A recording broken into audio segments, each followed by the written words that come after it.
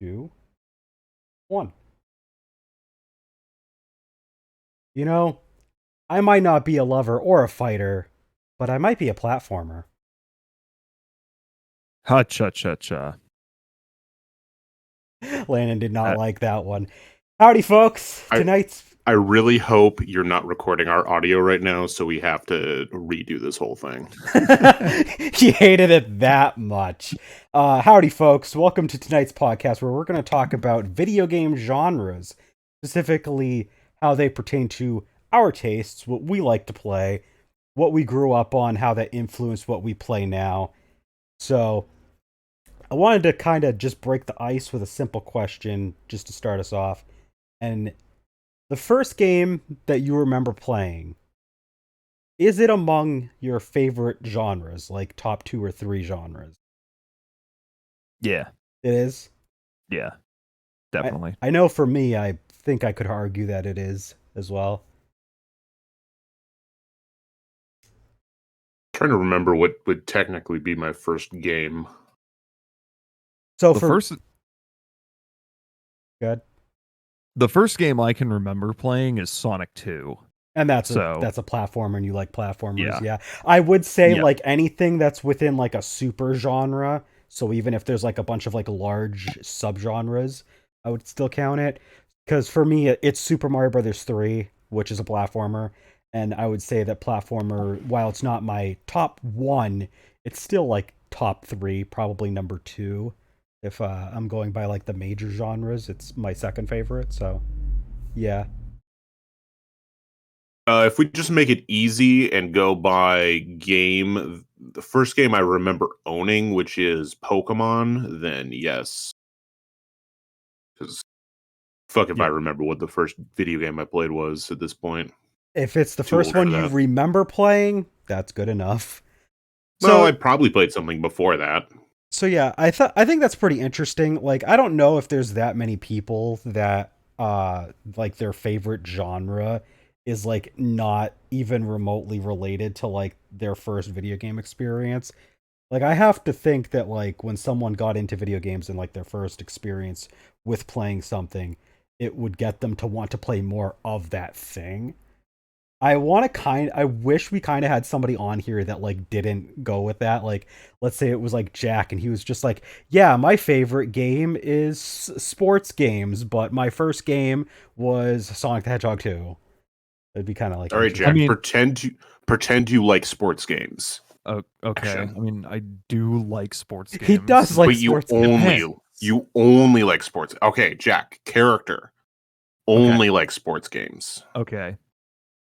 I only like First sports game, games. Sonic the Hedgehog 2 action. Go. My first video game was Sonic the Hedgehog 2. I only like sports games. Okay. Yeah. Awesome. Now what do you want to do with that, Cloud? Yeah. No. So I did want to ask, so what would you guys say are like your top 3? So I'm sure we've all played a lot of genres and we like a lot of genres. I mean, I have like a list of games here, and like even with genres, it's probably like about more than a half dozen long.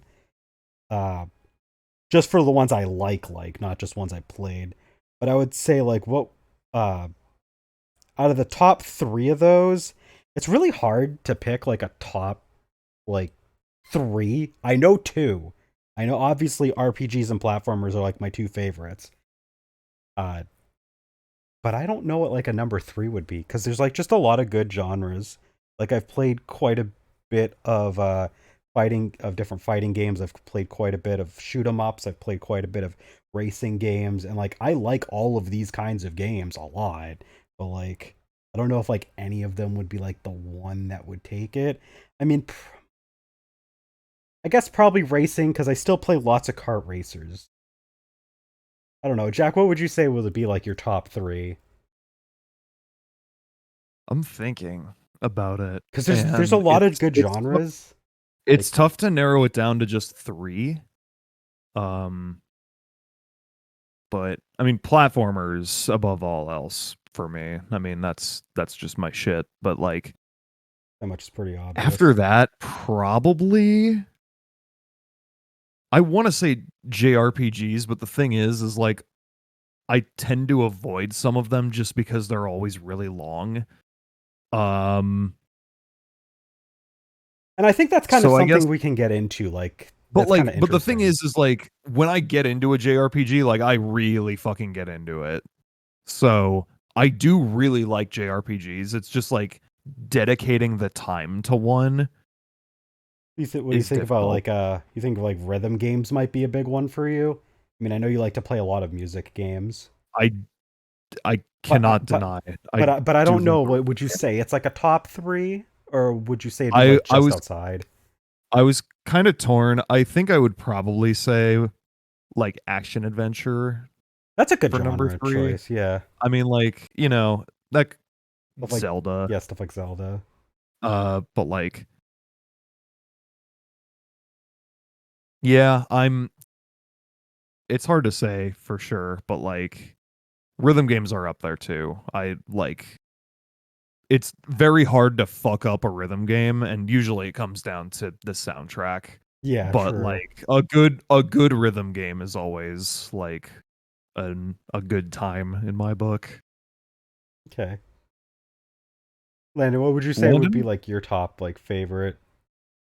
I would say casino game, horror game, and idle game. he My my picked like favorite, not gotcha, unless that counts as casino game. I think it does technically. probably Oh something. no, No.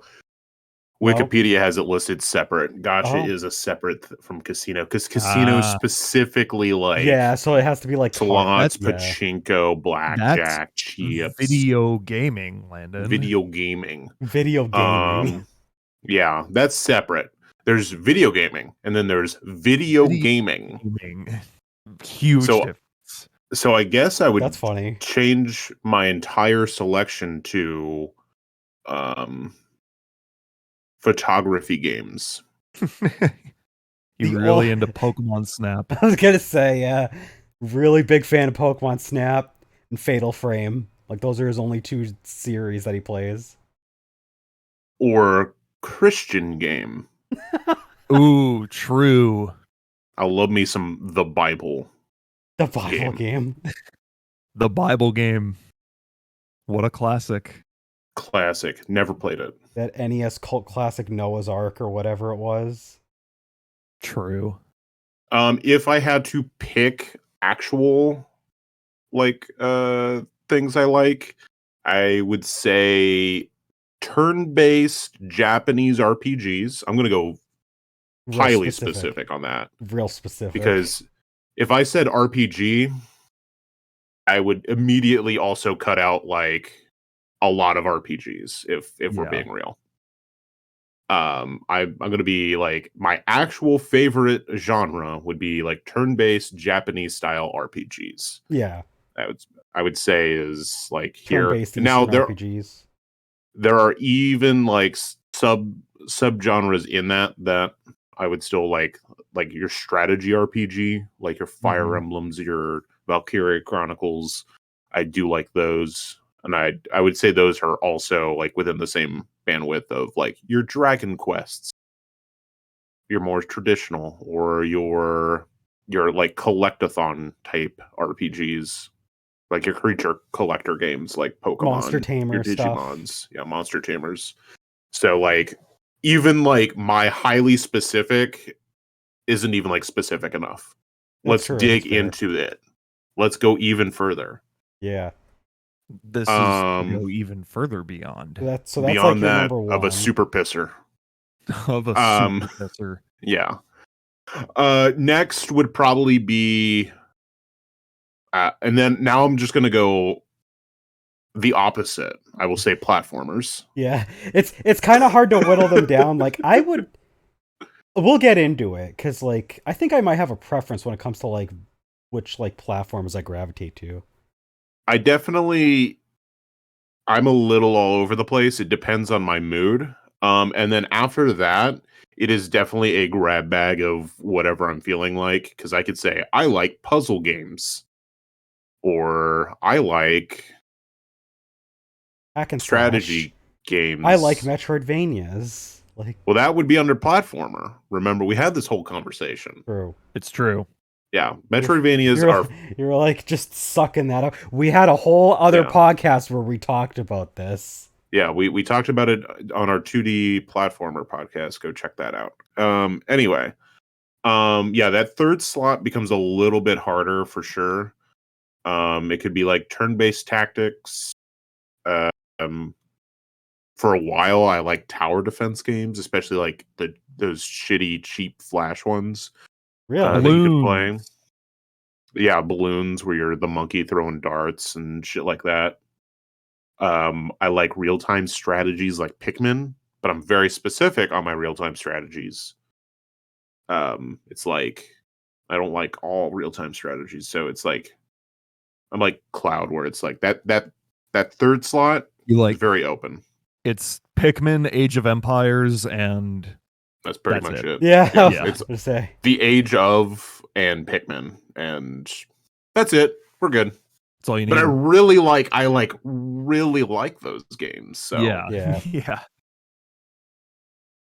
So, what would you guys say is like just an example of like a couple of games that really like kind of defined one of your favorite genres?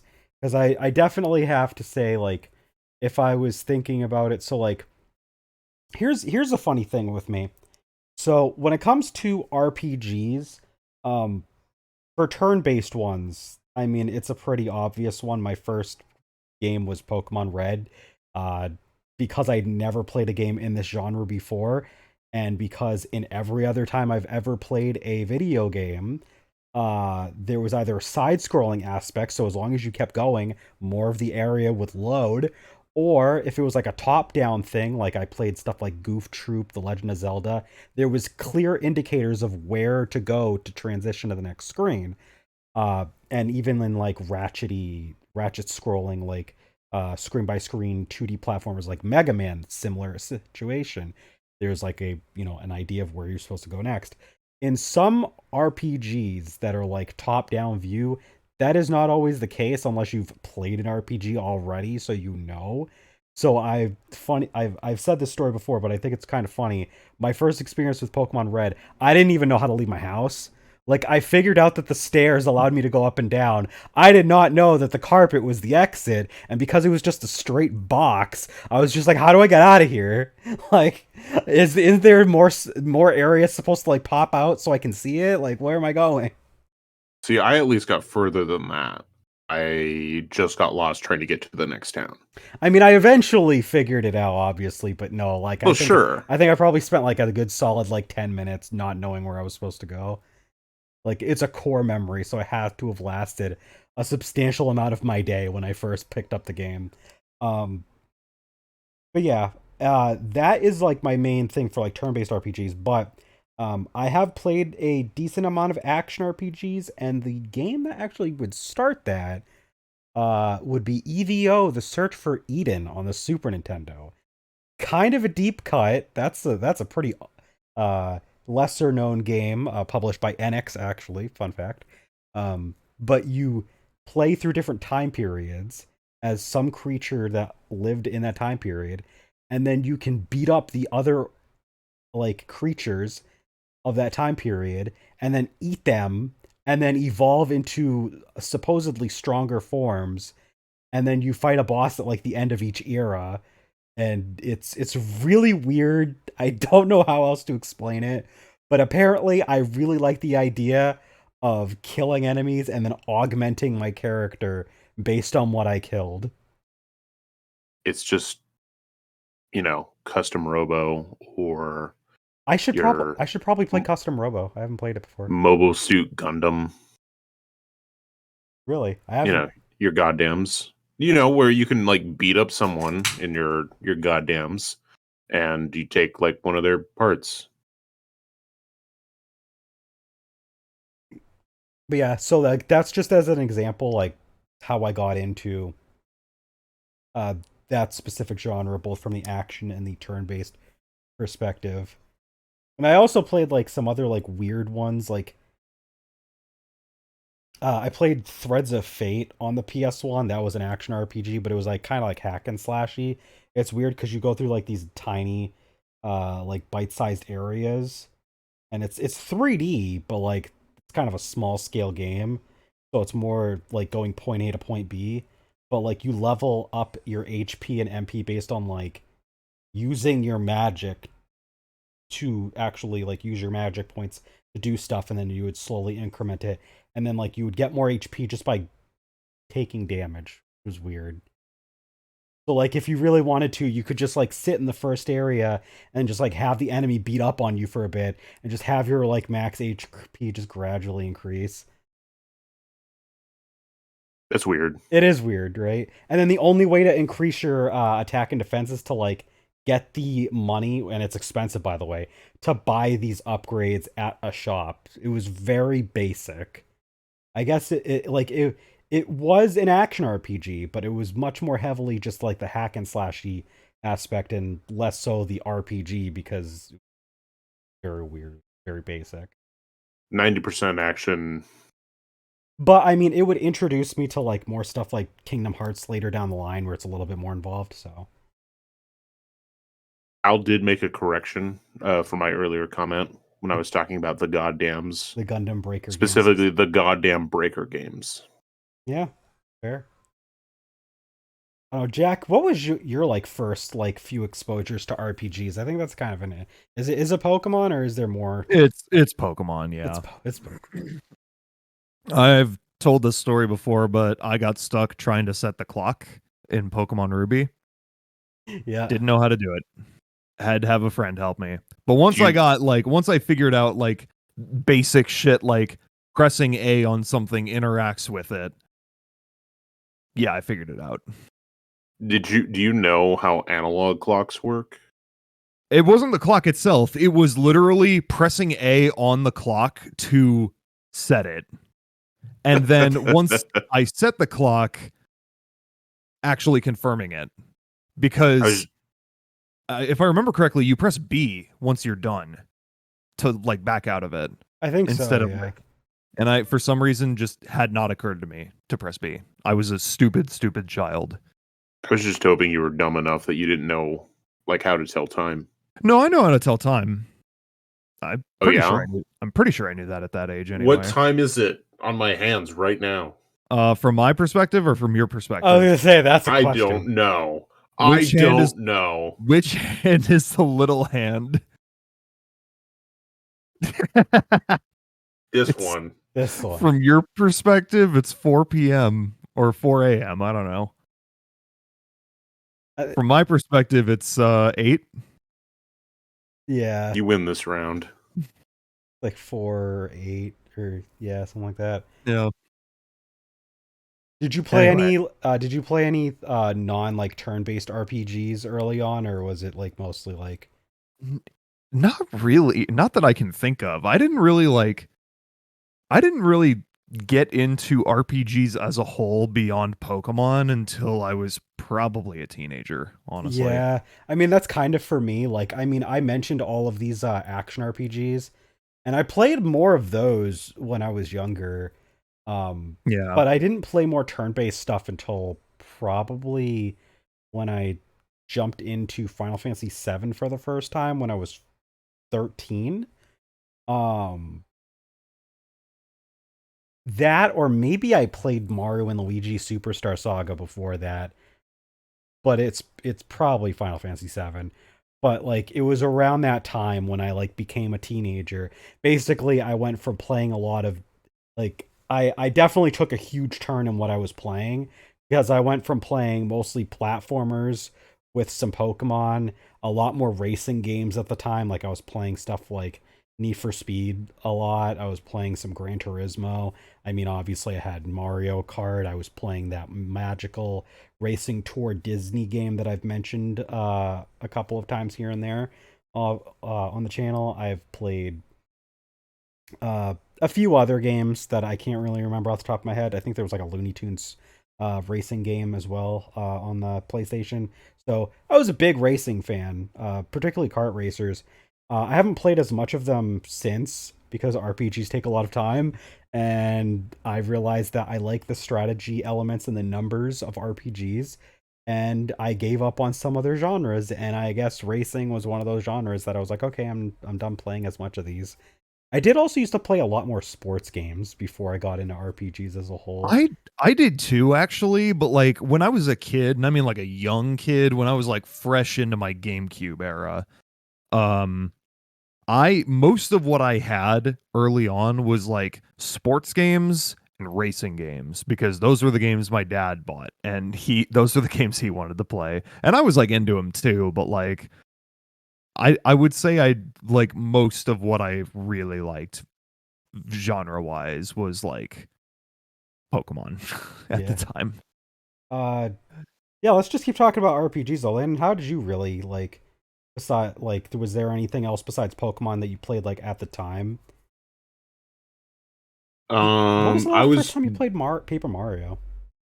Paper Mario. I was pretty young. That was like one of the four, really three 64 games I had. It was Pokemon Stadium, Pokemon Snap, and Paper Mario were like the three 64 games like I got new. And then my brother was getting rid of his 64, and he was getting rid of Mario Kart 64, and so I got that as part of that. So those were like my four 64 games. I think by the time I got that, the GameCube was already a thing. But anyway, yeah, Paper Mario was like one of the only. It was like Paper Mario, and I was double checking. Like I was going through like my Game Boy Advance and like some of the other systems, GameCube, just to double check what I would have played younger, and it was just Paper Mario and Pokemon. Okay. Oh, Probably until like middle school, and then that's probably when I started playing like other RPGs okay. on the like DS and stuff. Like Lost Magic, I think is the first. It's the first one I can clearly remember. It was a very early DS release where you would like draw the spell that you wanted to use uh, in the game. Yeah. Okay. Pretty interesting set. I just remembered, so there was one of the earlier RPGs I tried to play. Um I think I was probably, and this was actually how I got Threads of Fate. Fun story. Before Threads of Fate, I got a copy. I don't know how this was like my first Final Fantasy experience, but I got a copy of Final Fantasy Tactics. I had no idea what I was doing. That game was hard because I was like 9 or 10 years old, knew nothing about strategy RPGs. And the game was really hard because of all of like the grid. I was like, what is this? And I lost the first battle of the game. Well, not technically the Oh, first. The first battle is kind of like an autopilot battle because most of the units you can't control. But the first battle, you have full control over everybody. I just lost that battle. I did not know what I was doing, so I like found somebody that had Threads of Fate, and I was like, I like asked if they wanted to swap games, and luckily they like agreed. Like we swapped games, and I was perfectly happy with Threads of Fate, and I guess they must have been happy with Final Fantasy Tactics. Eventually, I would go back and buy Tactics to give it another chance. But yeah, that's how I got into Threads of Fate in the first place, was because I didn't know what to do, so I traded a game for it. I feel like. Well, I also did that. Actually, that reminds me. I had played the Mega Man Battle Network. Which one was it? For Blue Moon. Is that right? I'm Uh, gonna assume you are correct because there's too many goddamn Battle Network games. there's a lot. I played one of them. And I owned that because I traded the Legend of Zelda Link to the Past Four Swords with my brother for the Mega Man game because I saw the show and I was like, I know that. It's definitely another case of I feel like the other person got the better of the deal in the long run. Yeah, sometimes that happens. I think I remember I traded away one of my, I can't remember which game it was, but I remember trading away a game uh for um I think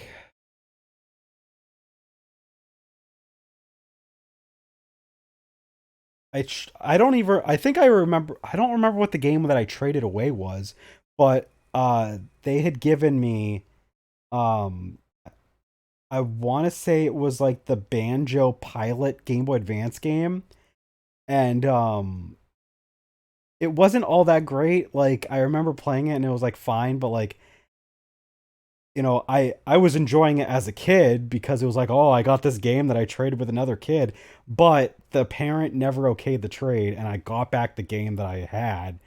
I Hmm. think the game was actually like something that was like better for me to own, but I don't remember which game it was. So, Threads of fate. for the Game Boy Advance, obviously. Yeah. Yeah. Yep. But yeah, I mean RPGs are like a big thing for like all of us, so I'm sure we have like stories of like weird like first encounters with like different aspects of the series of the genre rather. Like I didn't have a whole lot of experience with strategy RPGs until I eventually would get into Final Fantasy Tactics later on. I think probably and then I think probably after that was um Disgaea, and that wasn't until I was already like an adult. I think I was like probably at least 18, maybe 19. So, Fucking adult. Wow. yeah. Which is, it's crazy to say that like 14 years ago I was still an adult already. Like Nah, really, that really puts things into perspective how old we're getting. Uh that's not real. but yeah, we can get more into like formative RPGs in, I'm sure, over the course of the podcast. But another big genre for all of us has been platformers. So, Jack, you said that you'd played Sonic 2. That was obviously, I I mean, like, I did not own it for a very long time, but like I had a like cousin who had a Genesis, yeah, and I when I was a young child, uh he would pretend to let me play as Tails because playing as Tails in this game is just like you don't really do anything yeah, true. unless it's a boss fight. But Um, anyway, that's like the earliest memory I have. But like, you must have played like some I other mean, games in the genre, like yeah, I quite a mean, bit. like I'm trying to think of like what I had early on. Mario 3 was a big one. Super Mario Advance 4, Mario 3 specifically, and Mario World. Honestly, the Mario Advance series on Game Boy Advance was like pretty huge for me. But like specifically Mario World and Mario 3. Um, but like Yeah, you were trying to just, think of what else.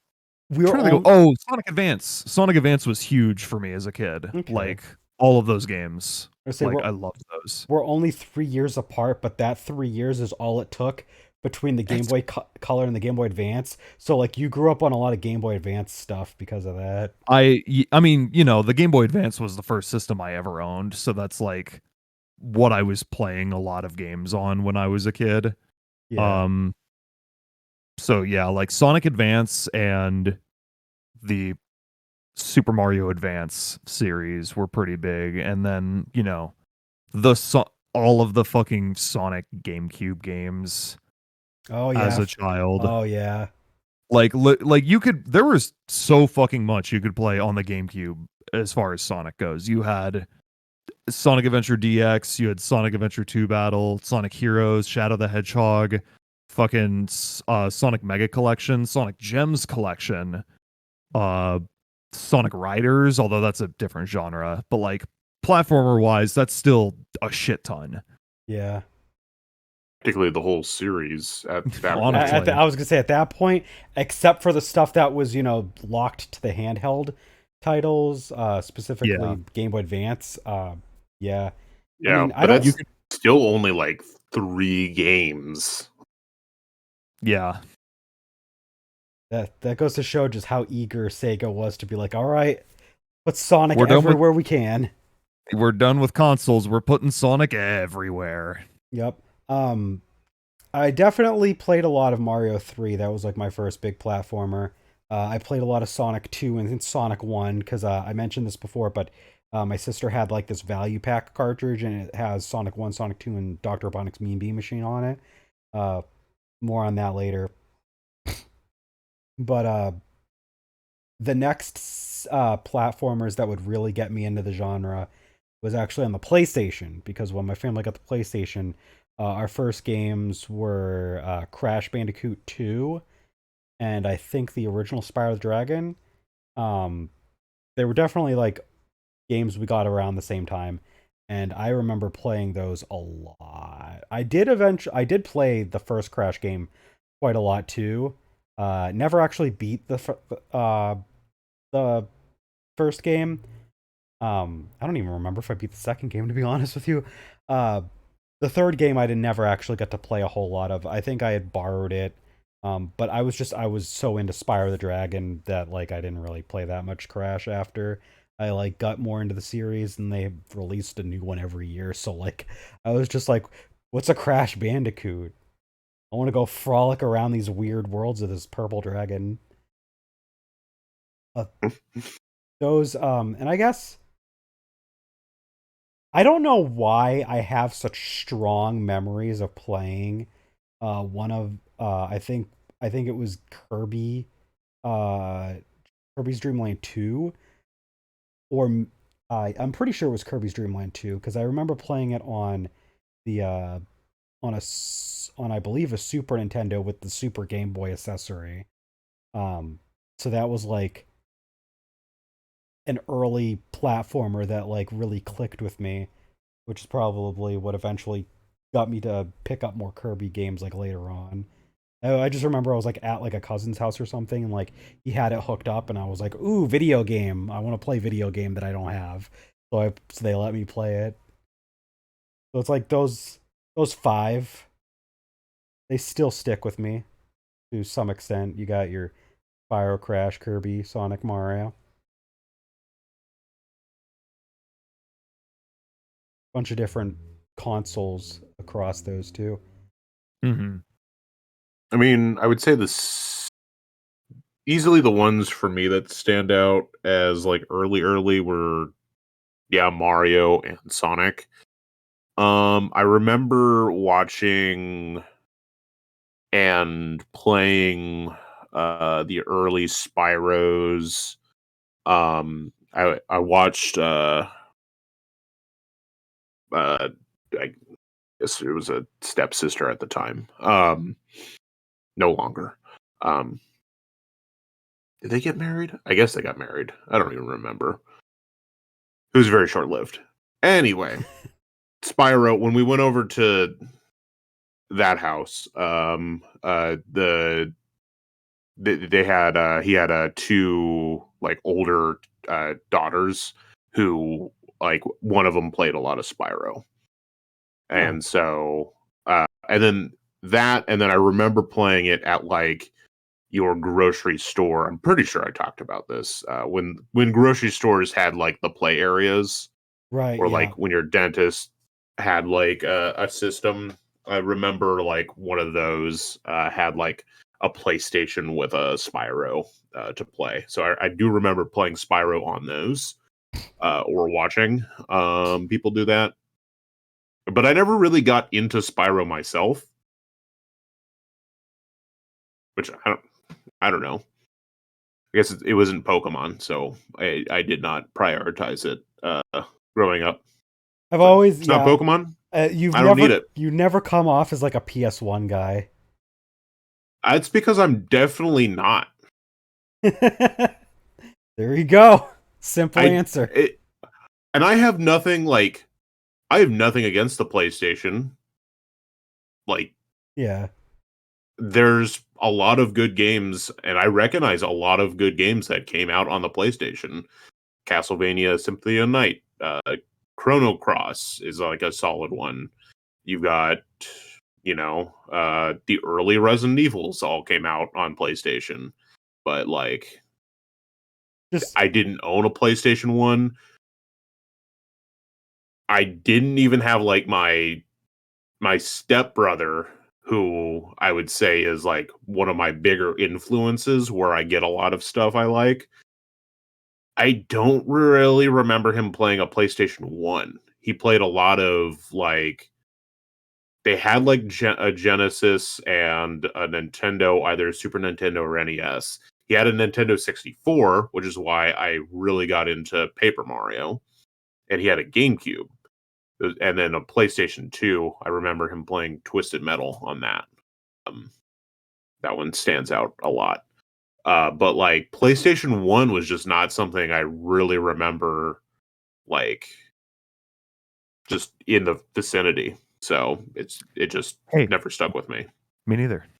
Hey, I also I'm like the one did not get into PS1 video guy games here. until after the PS2 was out already. So yeah. True. there you go.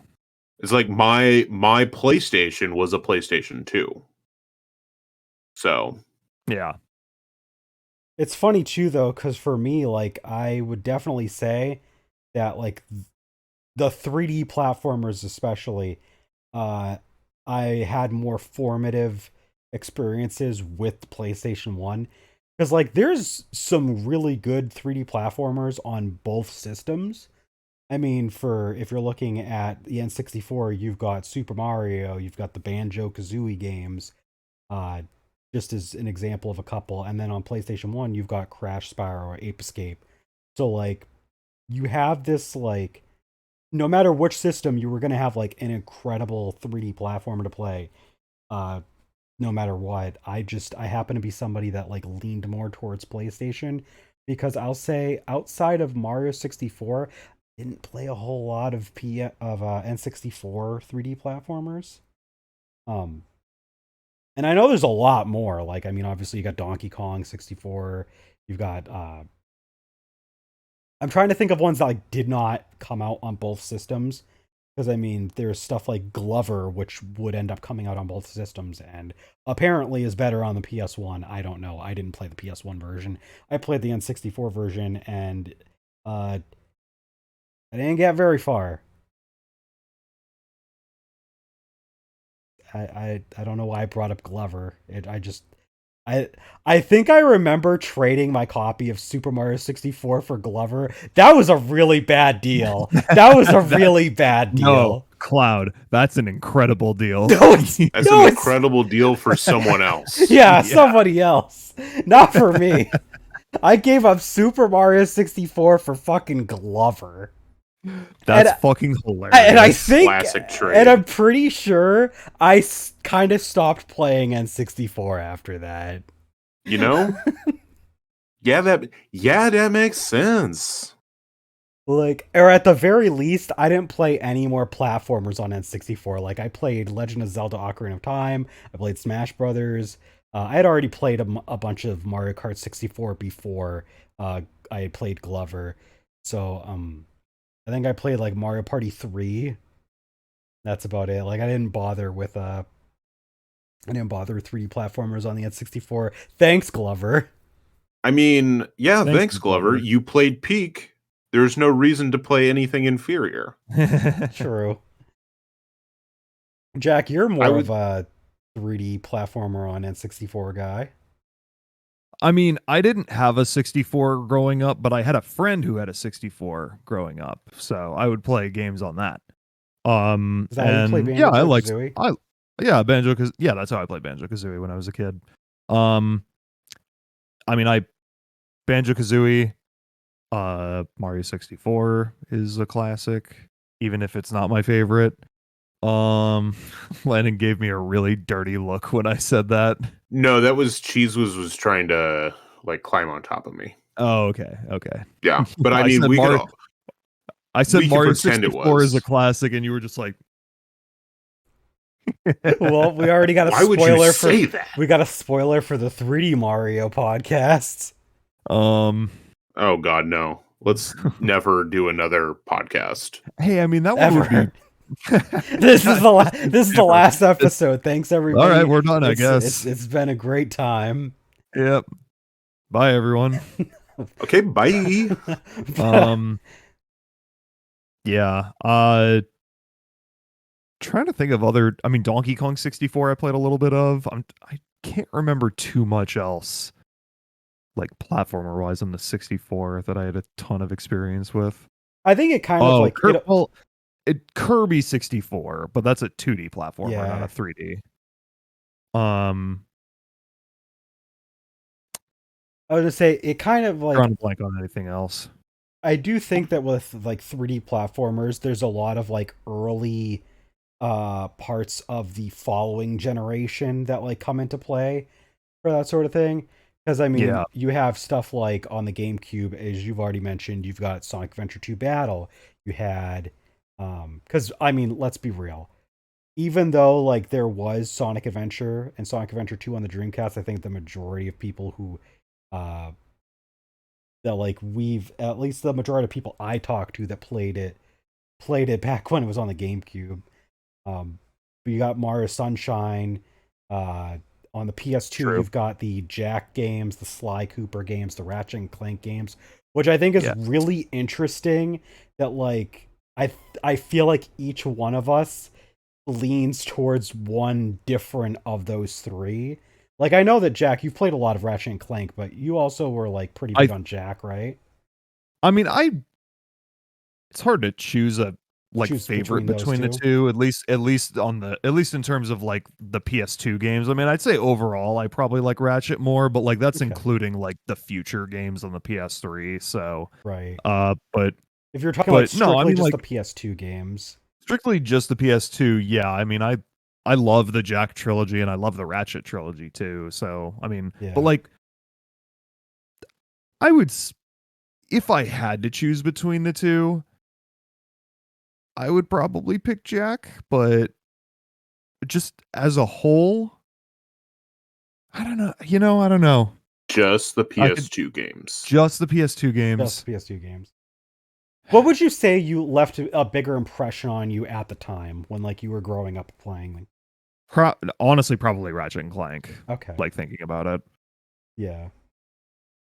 I mean, that for me, that's obvious. Like, I only played the first two Sly Cooper games, and I only played a portion of the first Jack game, but I played through all four of the PS2 Ratchet games. Like, I was a huge ass Ratchet fan. Like, and I mean, that's coming off of the fact that I was also a big Spyro fan, because I was where everybody else was like, into like, for me, like, that was the kind of like, I guess, company that like I knew I liked their games growing up and I want to play them. Yeah.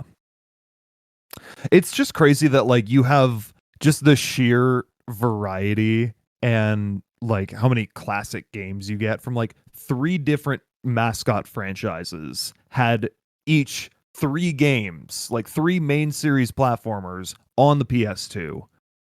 And you could argue that all 9 of them are great games. Yeah. You could, but we're not going to. I would. I'm going to argue they're all bad games. Even the Sly Cooper? Even Sly Cooper, wow. All right, well, I'm in my naughty phase tonight. But not the naughty dog phase, because that's no. That's Jack and Daxter. Yeah. Exactly. I'm not about that. Exactly. No. God. I'm in my Sonic Heroes phase, because that was definitely the 3D platformer I was into at this time. Yeah. That's like 1 and 3, but I did play quite a bit of Sonic Heroes, yeah. I did too, honestly. I mean, the first weekend I owned Sonic Hero. I mean, I beat it in a weekend. But I was glued to my fucking TV when I was playing that for the first time. Yeah, that and Shadow the Hedgehog I was like really into, because they were Sonic games I could play on my system. I remember I I didn't have a GameCube at the time. I was like really, really happy with like what I played of Sonic Adventure 2 Battle from my cousin that when I was in foster care, like they came over with their GameCube and I think they bought Sonic Adventure 2 Battle, so like I got to play it a lot. So I loved what I got to play of that. So I eventually would play Sonic Heroes on the PS2. Yeah, unfortunate for me, right? I Gross. Yeah.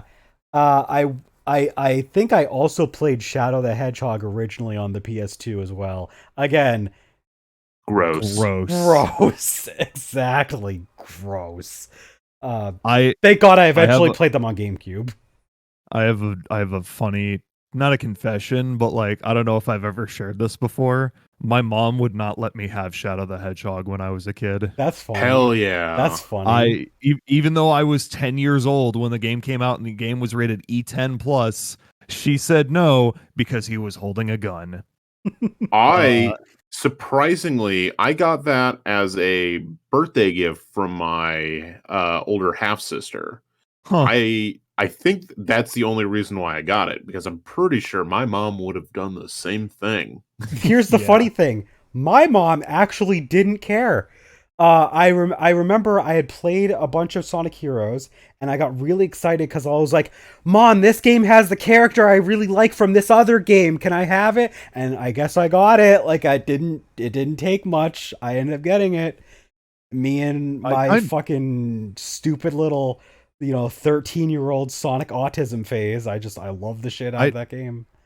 I love my mom, but like I'm kind of jealous of people who grew up with parents who didn't give a shit about what like media they were I mean, consuming. let's be Because fair. My mom would not let me touch stuff like Grand Theft Auto or like M-rated shit. oh yeah. But Yeah. like, even if it was like something stupid, like if it was within reason, like something like that, she'd be like, "Yeah, whatever."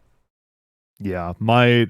My mom unfortunately fully bought in on the like violent video games cause brain damage I think like bullshit. I think it probably helps that by the time Shadow the Hedgehog had come out, I had already played through the Ratchet and Clank series, so my mom already watched me play games with lots of guns and explosions because that was Mhm. literally Insomniac's follow-up series. So she was like, "All right." Look, at that point, it was like, whatever. Um but yeah, I had to play Shadow the Hedgehog through a friend's house. Did you steal it from him? No, just played it there. You should have. Okay. Al said he got Shadow the Hedgehog for Christmas and then it got stolen and then he stole it back. That's Live badass. like Al. Steal Fuck back. yeah. No, that Steal and then steal back. actually, that reminds me of a story.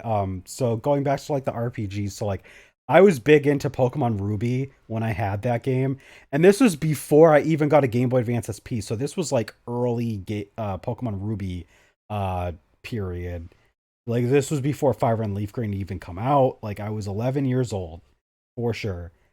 I had these friends who I played with around the neighborhood, and I think I was the only one that had a Game Boy Advance. They had PS2s. They were how I played the Dragon Ball games when I was growing up. Like that was my exposure to Dragon Ball games. But one of them decided he wanted to be a little shithead, and um, he took my Game Boy Advance when I didn't look, and I went and like I figured I would like I went to, and here's the thing, we all live on like the same street, like a house or two apart. So like it was very easy to go to one friend's house and be like, did you have this game? Did you take my game? And the first Yeah. one that I went to was like, no, I didn't. So I went to the next one's house and it was sitting right there on the table in the living room. And apparently his mom was scolding him because she caught him stealing the thing. She just didn't know who it belonged to, because as soon as I knocked Nice. on the door and I pointed at it And I went and I rushed in and I grabbed my game back, and I just hear the mom fucking going ballistic on her son as I leave and Hell just go yeah. back home. I never really That's- talked to that friend ever again. That's amazing. I did proceed to play with the other friend more because like he was cool. He was how I got into I think he was my first exposure to Halo. We played more Dragon Ball and stuff like that, but I never talked to that other friend ever again. Fuck yeah. He took my Dude, he's a piece of Pokemon. shit. He took my Pokemon game. Like, How dare you take Pokemon? You can't take Pokemon. yeah, fucking Team Rocketed me. But anyway, that was a good story, but like this is the genres podcast, and we've been talking Pokemon about is a genre. Pokemon is a genre. I mean, to be fair, like if it weren't for those like experiences with Pokemon, though, like my connection to that, I would have never played Final Fantasy VII. I would have never played Legend of Dragoon. I definitely am not sure if I would have kept playing turn-based RPGs after playing Digimon World 3, because I remember it was one of the first turn-based RPGs I played that was not Pokemon, because I got it right when it had come out, because I'd been watching the anime at the time, which it was, the one where like they can turn into the Digimon, and I noticed, oh hey, there's this game that has those Digimon in it, and also Digimon, I'm into Digimon right now, so I played it, and I remember just having to spend a really long time fighting the same Digimon over and over to get experience. And that is kind of a miserable way to get introduced to the role-playing genre outside of Pokemon. So, I'm trying to I'm thinking about it, and did you also play Digimon World? no. God no. I think I want to say the first non-Pokemon RPG I ever played was Paper Mario: The Thousand-Year Door. Decent choice. That probably tracks. It's either that or Mario and Luigi Partners in Time. Because I remember playing Partners in Time before Superstar Saga when I was a kid.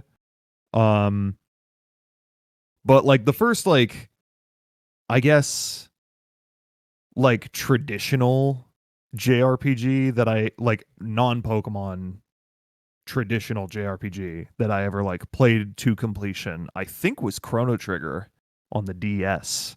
Nice. Good choice. Yeah, I know I got into Persona around the same time too. I think I remember you were on the GameSpot boards at the time, right? I was on the GameSpot boards you were like big into Persona 4, right? Oh that yeah, had just come out. Persona 4 was a big one for me. Yeah, back then. There's a lot of people talking about Persona 4 on our Union board. True. Back in the day. Shout out to All Out Nintendo, where we talked about PS2 games. We talked about whatever the fuck. We really didn't. I didn't. No, Landon did not. I didn't talk about whatever. The only thing that Landon would do is he would pop in, tell us what he was playing in the "What Are You Playing" thread, and then leave. Wasn't there also a "What Are You Listening To" thread? I think true. so. Yeah, I remember that. That's true too. And then also the RPGs. Yeah. Yeah, that's basically it. You're like, I was too busy playing Tory Bash, people. Playing Tory Bash and listening to Streetlight Manifesto. Yes. That's all you need to tell people. That's mean. That's all they need to know. I mean, I only really got into Streetlight Manifesto. Is that my sophomore year? I feel like it was definitely like slightly later. It was, hey, yo, we've never mentioned it on this podcast. Shout out to the Serious Gamers podcast. Yeah. This, fun fact, is not my first podcast. It's true. Yeah. If you want to listen to proto Gaming Stooges, and by that I mean just Landon and his friends, go listen to the Serious Gamers podcast. God, is that still up? Because I kind of want to check it out.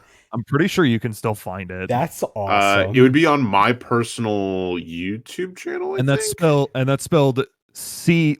C dash RIUS. Is that right? Yeah, it was serious, but with a With the C. letter C instead Yeah. of SE. Yeah. That's pretty cool. It was a forum. It was another forum I was on at the time, and I don't even remember how or why we decided to do it, but we were like, we're going to do a podcast. And that was like And way before podcasts were like big too. it was. And we did like the big episode where it was like the four of us, and then we had I had the minis where it was just like me reading news or some shit. That's weird. It's interesting. That's awesome. It's fucking insane. I didn't know how mics work. And so I thought it was my speakers that were attached to the computer. I didn't realize the computer tower had an internal mic set up. Mm. And so that's what like captured all of our voices, because we tried to do it on a friend's laptop and it was like, these aren't working. And we're like, oh well. That's funny. God, that's I really have funny. if you want some stories, there's some, but that is where because there was like Connor had watched a YouTube video that used somewhere in the between as like in the background, and that's where he was like, we should use this for the like intro, because otherwise like we would have not come up on anything, and that's why I got into Straight Light Manifesto. Oh, Yeah. Okay. Shoutouts Story. to the Cold-Hearted Complainer. I Shout want to out Connor. I want to build off of that period of time. So around that time was actually when I started playing a series that would take what I want to jump to a new genre, and I'm gonna I also want to jump to a new genre. I'm gonna mention this genre, but I don't expect you guys to have a whole lot to say. I would actually be fine with you guys talking about like another genre of yours. That's because this is around the point where I think we're gonna start diverging some of the genres we like. But so I'm gonna say the series that I started to play, and then I'm gonna work backwards. So around that period of GameSpot history was when I would find Oh, I know where this is going. Toho, yes. Yeah. And that was like the big thing that like made me like shoot 'em ups. But I'd actually played quite a lot of shoot 'em ups before that. So like I don't get to talk about this a lot. Even though I did grow up on a lot of like NES and later games. I played a shit ton. I mean a shit ton of arcade titles that were like would be ported over a lot, especially Namco stuff. But I mean, I played a lot of Space Invaders. I played Galaga. One of my favorites was Bosconian. I don't know if you guys know what Bosconian is, but I've never heard of that in my life. You made that up. No, it is. It's a real game. Bosconian is pretty legit. So like, instead of being like locked to like a certain part of the screen, you actually get to freely move around like space. And then there'd be these like big ships that have multiple pieces that have to be shot down, and you have to find all of them in a level. You have to shoot all of the pieces, and then you'd be able to blow up the ship. So you had to basically go around, blow all the ships up, and then you'd move on to the next level, and it'd be harder and harder. And the ships would fire back at you. You'd have these other enemy ships that would be flying at you, and your ship was about the size of a Galaga ship. So it was similar to Galaga in like graphical style, but you had a lot of free roaming movement, and it felt sort of like an adventure shoot 'em up sort of thing for what it was. Because I mean, this is a really like early 1980s, late 1970s game. Like this is pre Mario, so like calling it an adventure game is a bit of a stretch, but you did have free movements. Like that kind of Pretty game. That kind of game was like what got me into like wanting to play like, oh, I like these games where like you get to move around on a screen and shoot stuff. I I was not I never really got to translate that into like first person shooters. Like I've never really been that big on them. I always like those like top down shooters, or like sometimes I like the side left and right shooters, but those are few and far between. I don't play nearly. But yeah, Toho definitely got me into a lot of them. Like I have a bunch of shoot 'em ups on my Switch now because of Toho. So like thanks to, and I mean that's all thanks to Galaga, really. Galaga, Bosconian, and Space Invaders. So if I hadn't played those games, I probably would have had no interest in the genre. So that's another genre I really like. Um, I definitely have others that I can talk about, but I want to like throw it to one of you guys to like pick up a genre that is not as really covered by like the group as a whole. I think. I'll start with one that's kind of hard to categorize because I think Wikipedia would call it an extreme sports game, but the Tony Hawk games, gonna talk about them again. They Go were for it. extremely formative video games for me. Like, I think like extreme sports is like the more or less correct term for it. I Yeah, mean, I have a friend who argues that Tony Hawk is a fighting game because it has a combo system and you can play head to head. But like he's shit posting. He's don't worry about that's it. an interesting take. Tetris and Puyo Puyo are fighting games then. Yes. Hell yeah. Yes, exactly. But no, it's like those games were huge for me growing up, and I liked there was other shit like in a similar vein, like SSX Tricky, that was really cool. I it's not something I ever really like went too far out of my way to seek out because Tony Hawk pretty much like scratched the itch perfectly and like nothing else quite felt the same, especially when it came to like the general vibe and soundtrack Yeah. of the games. Um but I mean, I think on the whole I do like sports games, but like usually if there's some sort of like flair or like uniqueness to it that makes it stand out from just like realistic sports game. Um but even then I did, I was into realistic sports games when I was a kid, specifically, and I feel like a lot of fans of like baseball video games would agree with me on this. MVP Baseball 2004 and 2005 are like the best, like in terms of like realistic sports games, they are like the best games ever made. Like I haven't just played those ones. they were on the GameCube and PS2, I think. The major baseball game that I remember playing was MLB Slugfest 2003 was like the one that I played. I I have played that one a little bit, but I never owned it. I do remember that I one just thought it though. was funny that the game series had like instances where the ball or the bat could be on fire. So I was like, oh, this is Yeah. fun. So like Like yeah, I mean just like shit like that, like power-ups or like, crazy wacky shit happening is like that's what makes sports games fun, that's why I mean, that's what I like about like the sports games that I've played, cuz like that's why like when it comes to golf games, I can't play like not cartoony ass golf games. Like it's not as fun. there are some really good like golfing, like realistic golf games out there, I'm sure. But like it's just not as fun as like popping in Hot Shots Golf and just listening to the caddies say stupid shit and like hitting the ball and then watching like some like these like 2D Parappa the Rapper ass looking crude graphic crowds like disperse because you almost hit them with the ball. Like it's just fun. Um the Mario sports games were a big thing for me as a Were they? kid.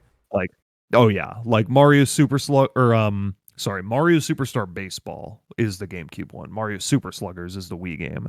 Um uh let's see. Super Mario Strikers and Mario Strikers Charged are both classics. Um any of the Mario Golf games. Toadstool. Toadstool Tour I specifically. think I still have my copy of Toad. What a great game. Mhm. Let's see. I feel like there's another one. Oh, Mario Tennis. Mario Power Tennis. Like just I like sports games. Like sports games are fun, but they need to have some sort of like unrealistic, like cartoony flair to it to make it like more fun. Yeah. I mean, Like, I was into the backyard sports games a lot when I was a kid too, and those were like before I played like actual video games, those are like probably the actual like oldest games I have played that's one of the as reasons a why I was child. able to play the WWE games on the PS2, because just the fact that they have like all these, like, WWE at the time itself was just ridiculous. Like, you had Yeah. these all these weird ass matchup styles. Like, everything was so over the top. I mean, they were coming off of the Attitude Era, and like, so the games just kind of followed that. So I liked the ridiculousness of the WWE PS2 games. They're just a lot of fun. Like, Here Comes the Pain, SmackDown versus Raw 2006, like those three back to back are like some of my favorites. I agree. NCAA football 2005 is definitely the best realistic sports game. That is a good one, actually. Did you play that? That was the one I owned on PlayStation 2. I played a stupid amount of that game.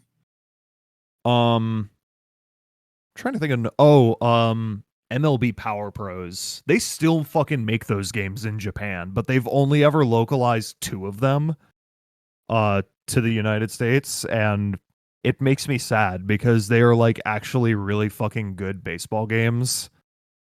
But yeah, never saw more than 2 entries in the US. All right. They were on the Wii and PS2.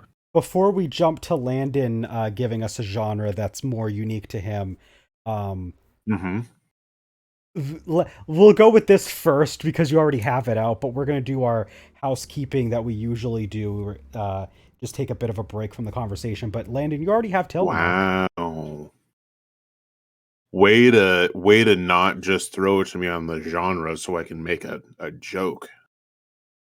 You can make the joke Tillamook. after we're done. Tillamook is my favorite genre. Oh. All right. I mean, See? that's definitely You what you could've- were going to do. Would you play was. a Tillamook video game? Is it like a Pepsi Man style game where it's like absolutely just like advertisements the whole time? Sure. Tillamook. Could you imagine, like, there's like different missions based on like different Tillamook products? You got some Yes, for like I would play this. You got some for like the soft serve. You got some for like the cheese. You got some for like all different shit that they sell. The yogurt, Yeah. The cream the cheese. cream cheese, the Oh. sour cream, The fucking Oh. cream cheese. the cream cheese. You It's got so that good. jalapeno, that honey jalapeno, baby. Let's go. Anyway, I got Neapolitan ice cream. Nice. Nice. So Nice. it's got those Classic. classic 3 flavors. You got your shit chocolate, your piss strawberry, and your cum vanilla. Oh, okay. The 3 flavors. I would be very concerned if you were peeing pink, but it just Takes bite. takes bite silently. But yeah, so let's give our usual housekeeping. So we are here on Twitch. If you're watching us live, thank you for tuning in. But this also goes out to other platforms. You've got our Spotify, you've got our Apple Podcasts, you've got Amazon Music. We probably should check those more than we do, which is none of the time. But True. I just checked. I just use the RSS to export the audio. That's all I know. I know it goes out because it goes onto my podcast feed. Yeah. I've used it on So Spotify a little bit. I know mean, it I works. know I've definitely listened to the podcast on Spotify. Yeah, so I mean, you can reach out to us on Discord though if you actually want to join our Discord. We've got our link in the description, link in the show notes. I don't know what the cool kids are calling it nowadays. Probably show notes. We also have a YouTube where this VOD will actually go out to. So if you prefer to watch us actually like articulate everything with facial expressions and everything and are not able to view us live on Twitch, you can catch us on YouTube as well. So we've got that. We've got a Patreon. All of our mods go to YouTube. Exactly. We've got a Patreon, patreon.com/GamingStooges. We're doing a lot of cool stuff on there right now. Not really. Yes. Okay, now we are. Yeah, we are doing a very fun Delta Green campaign. And Landon, did you want to tell the folks at home a little bit about that campaign? Sure. I sure can, Cloud. I sure can. Delta Green, for those who don't know, is it's a role playing. It's a role playing game. Role playing, hooting, hollering, tabletop turning. It's a tabletop turning role playing game where you play with dice and you tell a story. In this, it's very it's like Call of Cthulhu meets the X-Files, where you've got your people that are police adjacent trying to take care of whatever weird shit is happening. We are currently playing through Extremophilia, and the boys are in the thick of it. We just recently recorded part 5. Part 4 just went up on our Patreon, and we're probably going to be ending it with the part after that. It'll be a 6-part bonanza. It is specifically for our gold tier Stooges. We want to shout out probably Pixel Vixen for still being a gold tier Stooge. I'm doing that without checking. I'm sure Cloud is checking right now. I am indeed trying to check right now, but for some stupid reason, the mobile app does not allow me to see the actual list of people.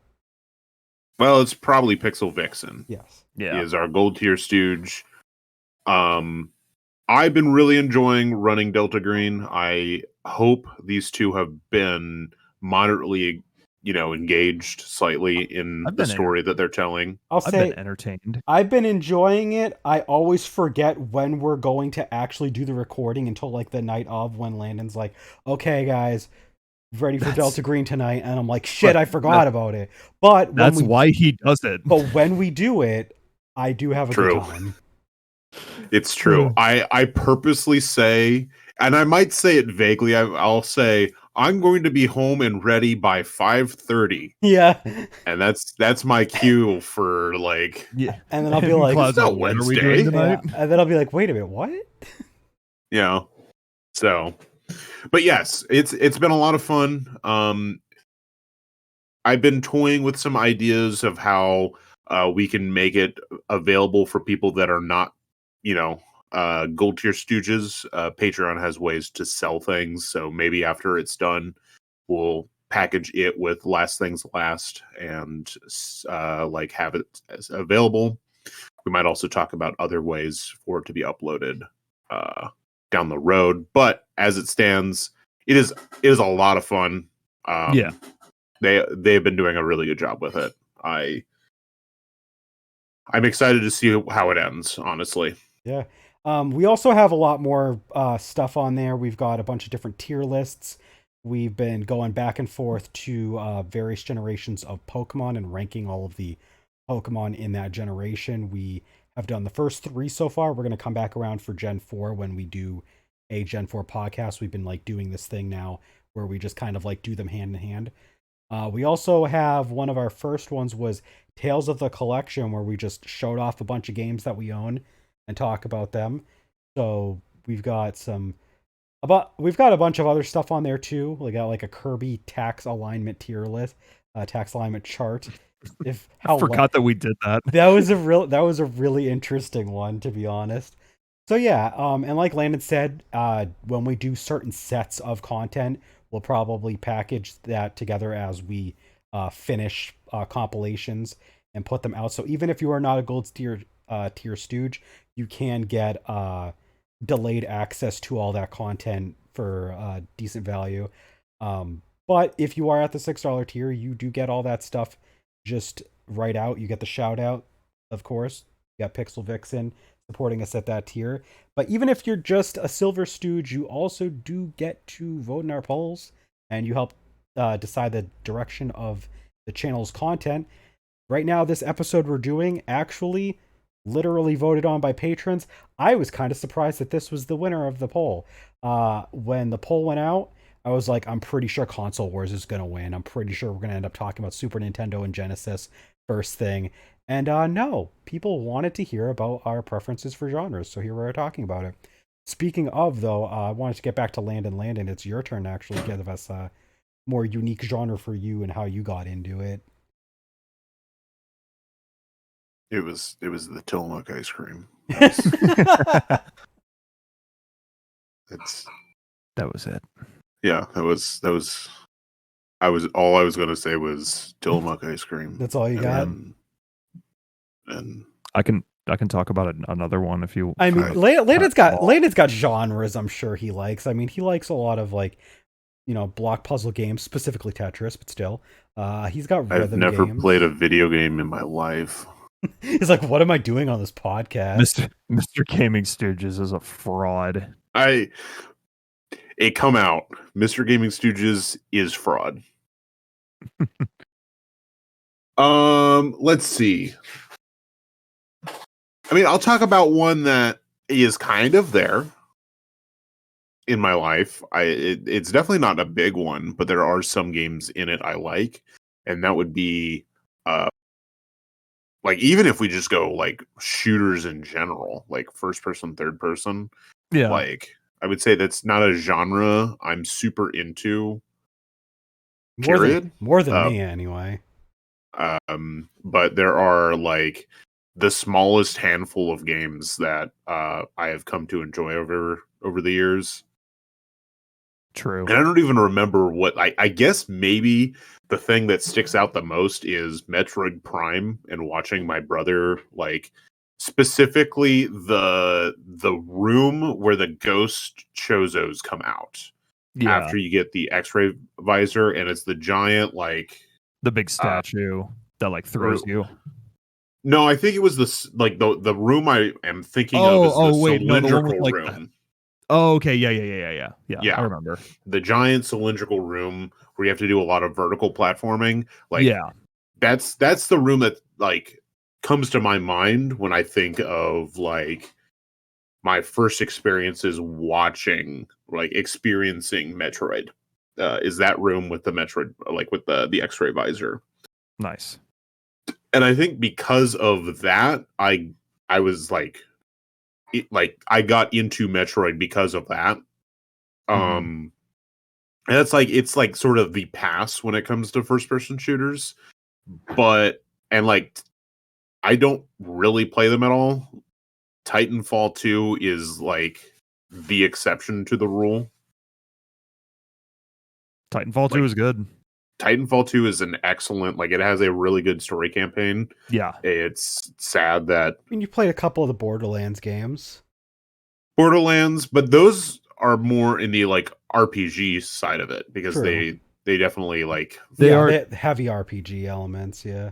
Yeah. They kind of, I would say, kind of toe the line between, first-person shooter and Western RPG, because, the elements are there for sure, but, yeah, it's not a straight-up RPG, I would say. No, but it's definitely...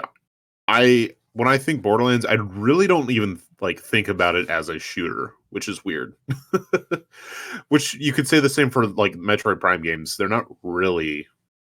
They're not shooters. They're not shooters. It's more like a first-person adventure game, but with the shooter gameplay to it. It's just it's a first person Metroidvania. So, but yeah, and then like with Borderlands, they're first person. So basically, RPGs. it has to have some weird RPGs. angle to it that's not specifically rooted in shooter genre for you to like kind of have something to grab onto. I would say the only 3 first person shooter games that are like just actual like shooter games. Well, 4. Titanfall 2, easy, like first one. Mm-hmm. Doom, specifically the ones I got into were Doom 2 and Doom 2016. Both are like solid like shooters. And then this is where we get into a little bit like the weird, like not weirder stuff, but like stuff that's way more out there. The Conduit for the Wii. Fuck yeah. That is definitely a video game. I remember you talking about the Conduit quite a bit. I even played that online. And then another, this is actually one of my first online games. It's not Conduit the Wii, but one of the first games I played online, Rainbow Six Vegas on the 360. Nice. For some reason, I really got into that. I remember staying up all night playing that game online with people, and just enjoying it. And I think my hatred for Elder Scrolls also stems from this game, because it was my brother's system, my brother's game, and he traded that in for I think it was Morrowind. Was it Morrowind or Oblivion? Oblivion was on the 360. It might have been Oblivion. It was either 3 or 4. It was probably Oblivion, because that I'm sure that came out pretty early into the 360's life cycle. Yeah, it was like 2006, I think. Yeah, so then it probably was that, because it was around that time that yeah. But like I'm sure like part of my like just like innate hatred for Elder Scrolls just stems from him selling his copy of Rainbow Six Vegas that he had every right to do, but I enjoyed playing it. You felt personally offended by it. You not only like fell out of love with first person shooters as a result of this, but also you gained a hatred for the Elder Scrolls. Yeah, and like That's action awesome. RPGs in general. Because if you think of it, it's very rare for me to like an action RPG. It is very hard for me to like an action RPG. I mean, Borderlands? And it's like one of the few. More really the exception than yeah, the it's rule. another exception. Like if you give me a list of RPGs, or if I give you a list of RPGs, a lot of them are going to be turn-based. Yeah. In some fashion, at the very least. So who knows? Maybe I would be like more into action RPGs if it wasn't for that. That's interesting. If only. Speaking of shooters, I'm trying to think myself. Like I used to play first person shooters a little bit more. Because I mean, I used to play a lot of GoldenEye 007 back on the N64 with friends. Yep. I would play quite a bit of Halo and Halo 2. Played quite a bit of Halo 3, Halo Reach. But as far as like and I mean, there's Call of Duty Modern Warfare 2 that I played a bit. I don't know what it was, but like I just kind of just stopped playing them as much. And I guess it's just because I don't care for first person games in general. Because I don't know what it is. I feel like I enjoy a game more when I have a visual perspective, like a visual of the character I'm in control of. Like I don't know. For me, it feels like I can put myself in the world more. It's kind of weird because it's like when you're in first person, it's like you're supposed to like, it's you moving around, but like I actually am more detached from a game experience when I am in that position. It's kind of weird. I get what you mean. Yeah. I think like shooters in general, I was not big into shooters when I was a kid. Like, I would never like have a strong desire to own them, but like I was always down to play them with my friends Yeah. because like, you know, I would play a lot of Golden when I was a kid. I, you know, got into Halo because I had friends that had an Xbox. And They're but great like social games. yeah, for sure. And like I feel almost like a resentment towards first person shooters when I was in school, just because like, especially once the 360 came out, like That's I what was, people talked about. it's all fucking people talked about. Like growing, Yeah. I imagine, I mean, I don't know what the fuck like kids in school talk about these days aside from Fortnite, but like when I was growing up, from like after the 360 came out, everyone in school had a fucking 360, and like the only thing anyone ever played on it were Call of Duty and maybe Halo if they were like slightly more into video games than the average person. But like I swear to God, everyone had a 360, and I'm not exaggerating. Like I was one of the extremely few kids that did not, and I just was not super into, I mean, The like realistic 360 shooters. The 360 is one of the United States' best-selling systems of all time, so I'm not surprised. Yeah. And like I can look back and say like Call of Duty 4, Modern Warfare, and Modern Warfare 2, and Black Ops and Black Ops 2. Like those are good games. Like I can pick one of those up if I'm playing with friends and have a good time playing them. But like at the time I just had like a resentment towards them because I was the one kid whose main system was the Wii, and everyone made fun of me for it. I Like, think I think for me, now that I think about it, my like falling out of with like first-person shooters is because I liked being able to play them with friends. Like, yeah, I would dabble with like more like story-driven campaign focused stuff. Like I did play Wolfenstein back because I had a laptop that had Wolfenstein on it. So like I played like some more like single player focused stuff like that. But like I always had more fun playing it with people. But there was a phase of my life where I didn't play video games with like anybody. So I think at that point I just stopped playing first person shooters because it was just yeah. a genre I associated with playing with friends. I didn't have Landon's position where it was like I was playing Metroid Prime and stuff like that, where like I had a good amount of story driven single player focused games in that genre for me to stay engaged with it. Yeah. I would say I definitely, if I had to choose one or the other, third person shooters tend to be like what I would lean towards if I had to pick one of the two, because you have stuff like Star Wars Battlefront. I mean, yeah, Mhm. Star Wars Battlefront you could choose between first or third, but I remember playing that like exclusively in third person.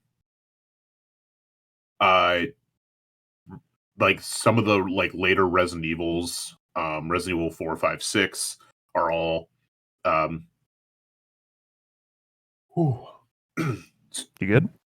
Yeah, I was trying to burp and it took Okay. like half an hour. I've been there. 4, 5, and 6 are all like third person over the shoulder like shooters. Yeah.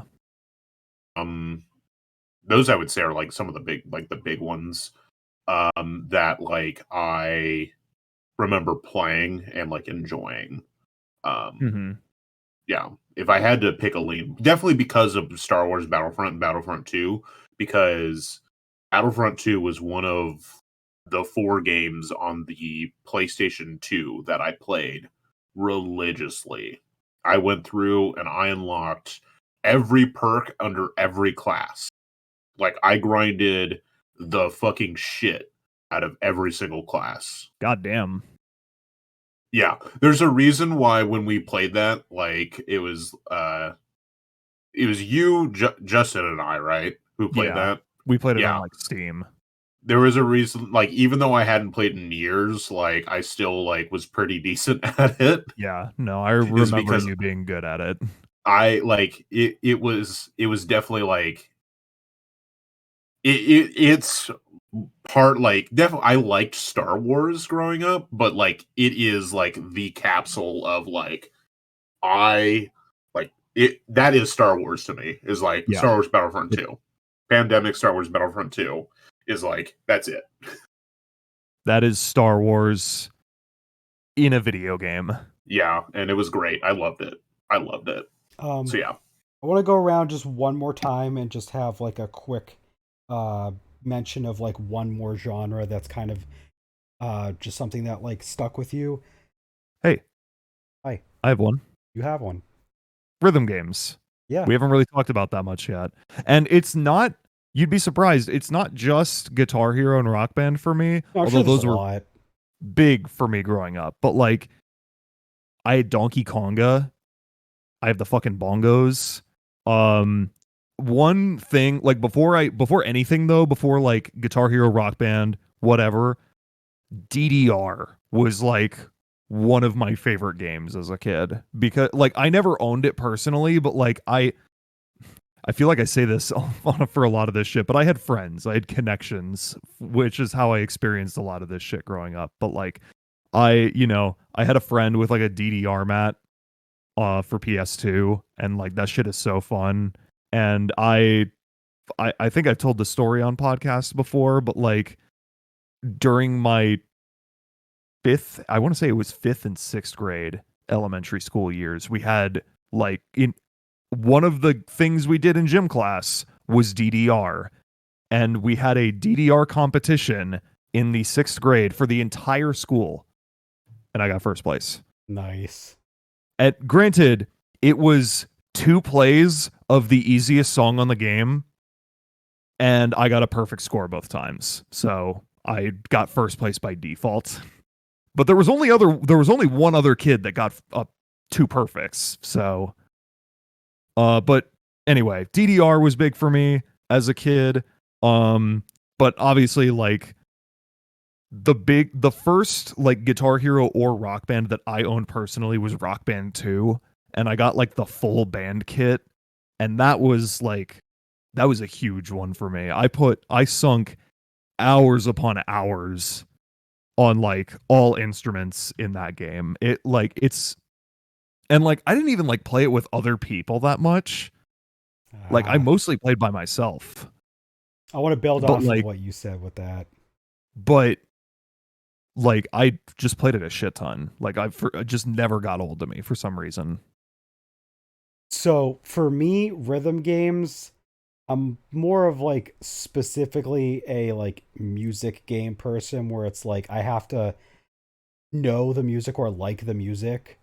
Uh so like Fair enough. I won't like it like I won't say that I don't like these games, but I am not somebody that's like Landon that can go out and find rhythm games that like have know nothing, and just be like, oh yeah, this is a good game, and like just really get into them.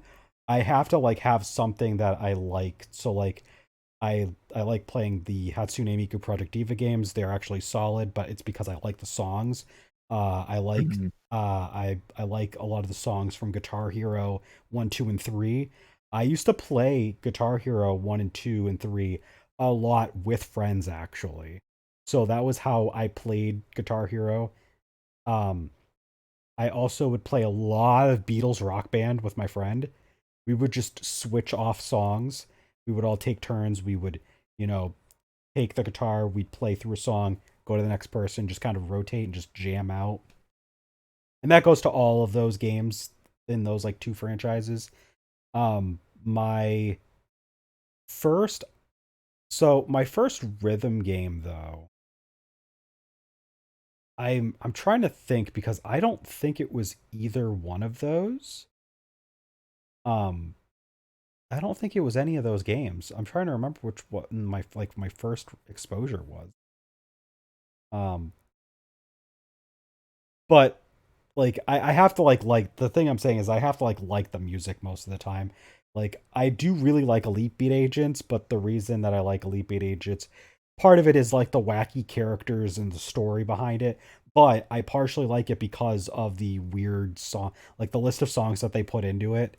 So like it always has to go back to like, do I care about the material? Like Super Beat Sonic has a lot of really fun songs, so like I can I want to pick that game up again because I haven't played in a while, but like I liked playing it because the songs in it were good. Thinking back on you and me, remembering. There's no way out. But yeah, but for me, one more genre I wanted to talk about, and I mean, I'm sure it's a genre that everybody's had some dabbling in because of the flagship franchise that's in there, is racing games, but specifically kart racers. Because I realized even before I decided to start playing a bunch of kart racers for a video that will probably never come out, uh, I used to play a lot of kart racers. Like I played I played a little bit of Crash Team Racing. I was always a Mario Kart person, like anchored in, like that's how I played kart racers. But I branched out into some Crash Team Racing at one point. I branched out into that Looney Tunes. I don't think it was Looney Tunes Space Race. There was two Looney Tune kart racers on the PS1. But I remember just vividly playing as Marvin the Martian a lot. Like that was my dude. I fucked with Marvin the Martian. I just liked using him. There was Walt Disney Magic Racing Tour that I mentioned. I played as Jiminy Cricket after I unlocked him, like religiously. I don't know why I like Jiminy Cricket so much. In fact, I remember like getting really fucking excited when I was playing Kingdom Hearts and Jiminy Cricket was a major like side character of the game. I was like, "Yeah, let's go Jiminy Cricket!" Oh, so you like Jiminy Cricket before Kingdom Hearts? Hell yeah, because of the fucking racing game that I played as him in. I would have assumed it was the other way around. Nope. It was because of the racing game, and then when he was in like Kingdom Hearts, I was like really fucking excited for that. That's badass. Yeah. But I like those. I played the Banjo pilot on the GBA when I like briefly swapped games with somebody. Um, and like I've played a lot of other games since, but like those were like just a handful of games that I played as a kid that were all in that genre. And it was something like my mom, my aunt, like we all just liked those weird, wacky racing games. So like I'll always have a special place in my heart for kart racers just because of that. And I think it's why I like want to get into more of them. Like that's why I like more modern kart racers, like the Sonic and All Stars racing games. Like those are really fun games to get into because they have all of that uh, just appeal. So I wanted to bring up kart racers because I think it is a very big genre that I feel like would be really weird to not talk about in this podcast. Yeah. I mean, I could talk about other genres, but like they don't just leave an impression on me like the way that the genres that I talked about did. So, shoot 'em ups, kart racers. Those are two that I like. I actually go out of my way to find random games in those genres just to play them. you got anything So I'd else, say one that I got into far more recently is, and this is kind of like I'm going to throw a large wide net, uh, is visual novels, like cinematic style, like visual based adventure games. Yeah, Ace Attorneys. Essentially, your Ace Attorneys, your supermassive games, Your Zero Escape, your the Nonary Ghost games, Trick. yeah. You started playing the Famicom Detective Club games too. I played Famicom Detective Club, the MEO, the Smiling Man game. So that's like a genre I have like started to play more of. I definitely played point and click games when I was a kid. Yeah. And so that's probably where it stems from. Like a rabbit hole effect. Yeah. I mean, did you also play the Humongous Entertainment like point and click games? Yes. Yeah. That's where like a lot of that came from. Yeah, same. Like Pajama that, Sam and Sly yeah. Fox, Yeah. Freddy Fish. And and then the car one, the putt Putt fuck, putt fuck. putt That's putt fuck. I think Putt that's putt his goes to legal name. fuck. Yeah. So like those games I played like as a kid, and then I didn't play, I think, a single point and click style game until Machinarium came out, I've never heard of that which game. I've heard of that game. it is a fantastic point and click game. I love that game so much. I highly recommend checking it out. If you like point and click games, it is a great one in that genre. And then I think after that, I didn't really play a whole lot in this style of gaming until probably either Tales from the Borderlands or Until Dawn. Like The Wolf Among those. Us? No, because I played that for Spookfest. That was the first time I actually played that one. Really? Okay. Yeah. So I think Tales from the Borderlands and Until Dawn were like the first two like re-entries back into it. And then I think shortly after that, you got me the Ace Attorney collection. Yeah. And that definitely spearheaded the whole. This is all Jack's addiction. fault. Probably the best gift I've ever gotten you. Now, probably. I really like those games. I'm not. Yeah. I'm not into those games myself, but I have to imagine the appeal is that like they're just really easy games to just pick up and just kind of like go through because like it doesn't require much more than just your attention. It depends. Attention, and some critical thinking. Yeah. Like any within this genre requires at least a bare minimum a little bit of critical thinking. I think this like on the scale of like point and click being on like the one far side, and then I would say whatever the fuck super massive games and like the Telltale games are. Yeah. Like they're kind of on the opposite sides, and definitely critical thinking goes much further when you go towards the point and click. Yeah. And Ace Attorney and the Nonary games, Zero Escape games, and Ghost Trick are somewhere closer to point and click, and less so towards supermassive games and like just your standard visual novels. A lot of times they're like on that side. Like, yeah.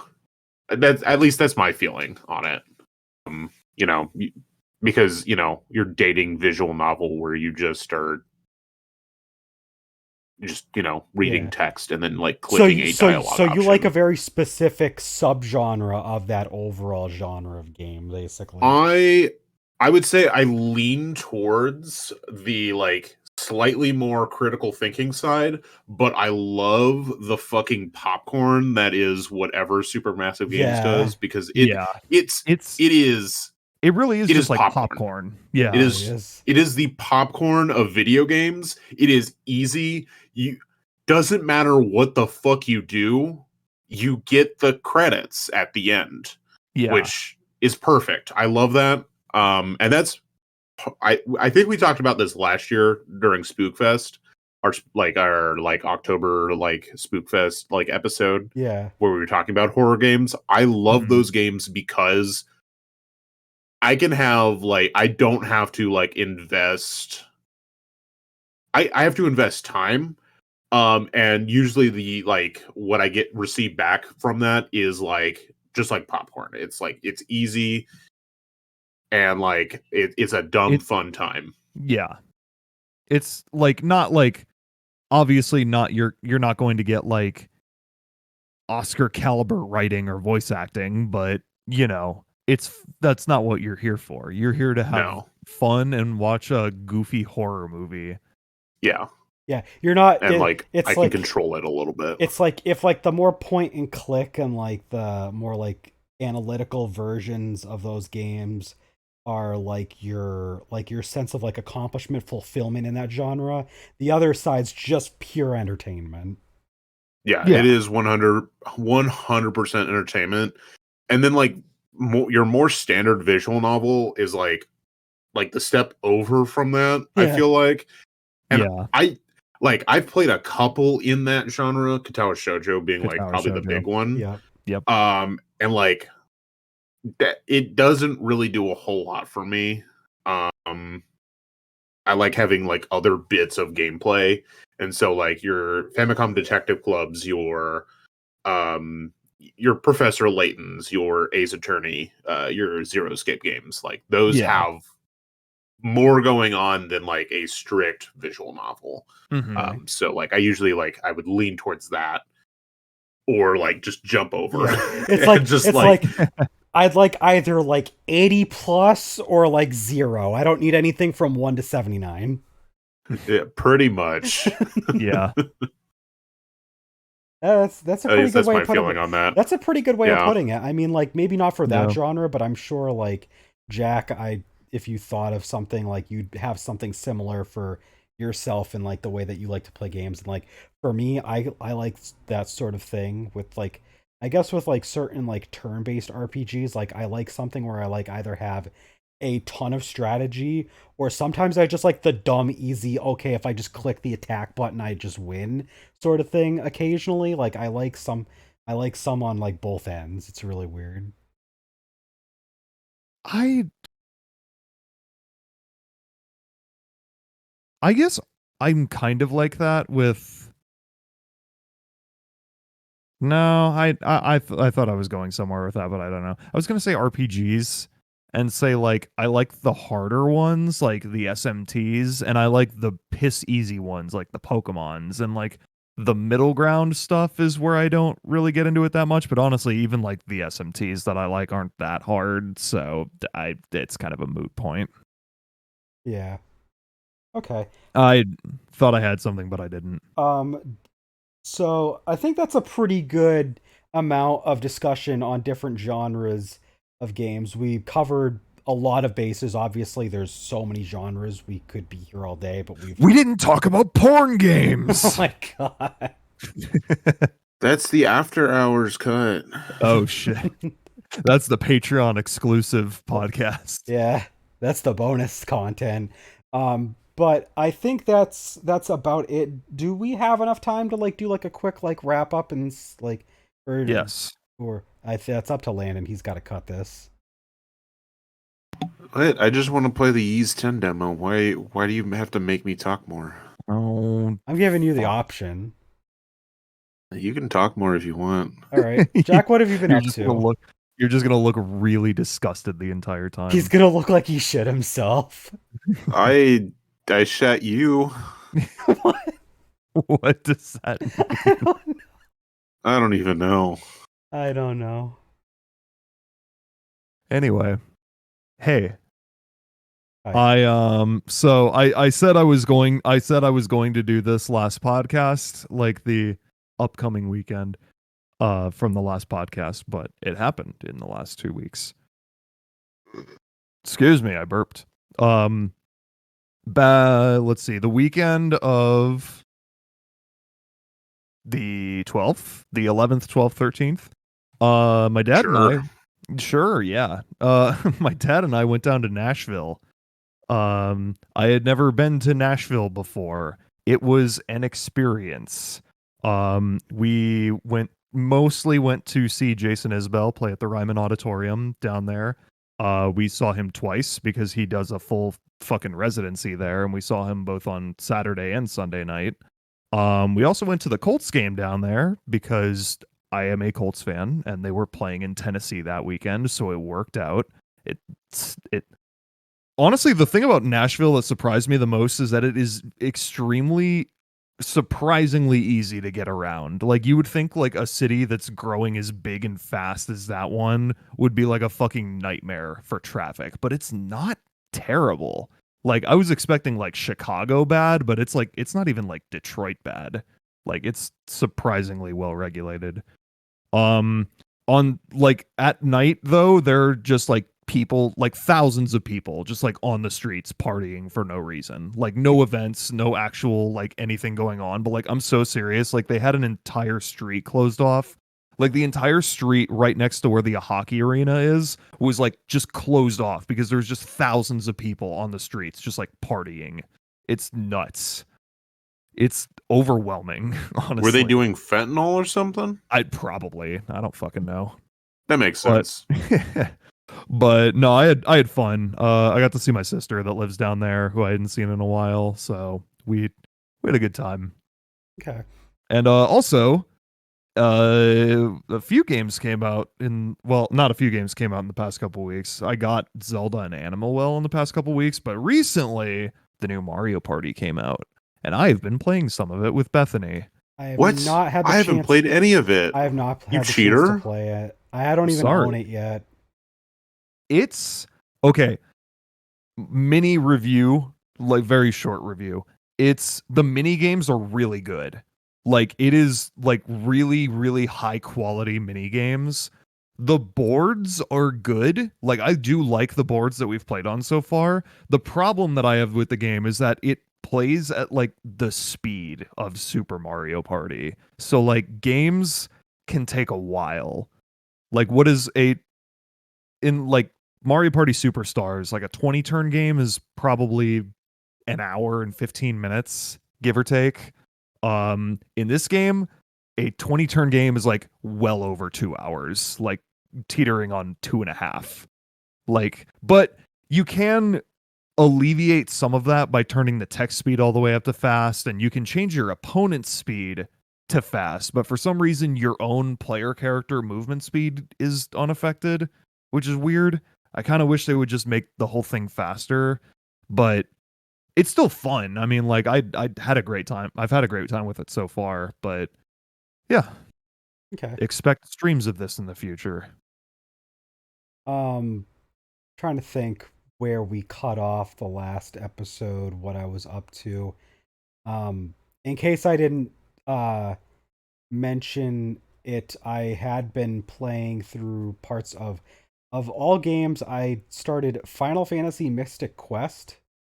I still haven't finished it yet because I know last week I had to replay through the game because I accidentally screwed up my save through my Retron, where I thought that I had it saved onto the Retron.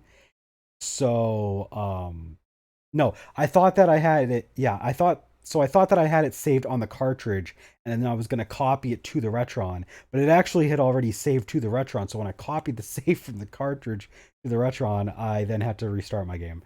But I'm probably about 60% of the way through the game. I'm about to end the Fire Crystal area, which is the third area. There's 4 areas for like the 4 crystals, because Final Fantasy game. And then there's like a final segment that comes after. So I want to say about 60% of the way through the game. I also played through, and I was actually really surprised I played through it so fast.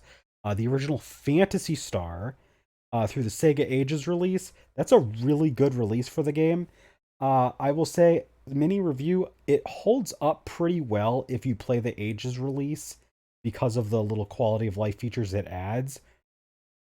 Even then, though, it does show its age where, like, you can just accidentally put yourself in a position where you can't finish the game. So I definitely suggest a guide. But other than that, like, gameplay wise, it's really solid. It's got these very detailed like battle screens. It's got a very like Dragon Quest style to like the battles, where it's like front on. Although because it was like a really low powered system, like they only have like, so like they have it so like you can fight like a ton of enemies, but it's only ever one type of enemy at a time. And they like signal more of that enemy by just having a list of their HP. If you have, so like you could fight like 1 scorpion, or you could fight like 6, and it'll be the same one sprite, but it might just say like, HP, and then like whatever HP value, like 6 times down if you fight 6 of them. So it's pretty interesting, but it's very basic since it's a Master System game. But I'll say like for a game of its era, it's really solid. So like I liked it. Characters were pretty fun. So I'm gonna be getting this Phantasy Star 2 at some point. That's going to be interesting. But yeah, just that I picked up the new there's a Magic the Gathering manga, and we actually finally got the first volume released out here outside of Japan. It's called Destroy All Humans They Can't Be Regenerated, which is a nod to the text of the card Wrath of God, which says destroy all creatures that can't be regenerated. So yeah, it's a pretty fun. It's got like a Yu-Gi-Oh style to it, but it's Magic the Gathering instead for the manga. So it's pretty fun. I like it. Um, I started watching an anime called Don, which apparently has quite a following as a manga and anime. I did not Been hearing a lot about I that. did not know that it had a big following, but my girlfriend and I are watching it, and it's really freaky, but it's really fun. It's like a super. I think you would like it, Jack, because it's got like the level of like ridiculousness and hapticness, as like Fooly Cooley, but it centers around like aliens and ghosts, spirits, but you still have like Okay. that. You still have that like main female, main male, like fighting together to like take on these weird phenomena, sort of angle to it. And it does have like that level of ridiculousness to it. So like if you like Fooly Cooley, I think that's like the closest comparison I can make. I mean, I fucking It's love Fooly Cooley. I think you'd like Don. I think you should give it a shot. I'll keep that in mind. Yeah, good. Um, and then what? Started watching Dragon Ball Daima, the new Dragon Ball anime. Pretty cool How was shit. that? Pretty cool shit. I love the art. The art and animation, it's so gorgeous. It's fun. It's a nice, lighthearted series. You got like this like Majin from the Demon Realm, who's basically like the next in line to take it over after Deborah and Majin Buu are eliminated, and he decides to turn everybody into children because he's too evil to wish them to be dead. That was his solution. That's why they're kids, because he couldn't kill them. So it's really good. I'm not gonna give away anything else. I've only watched the first two episodes because there's only two out so far, as of when we're I'm talking about it. So I'm excited for more episodes.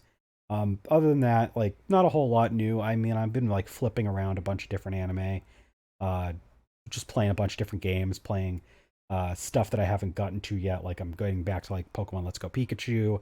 I started watching the Ace Attorney anime, so I've just kind of been all over the place.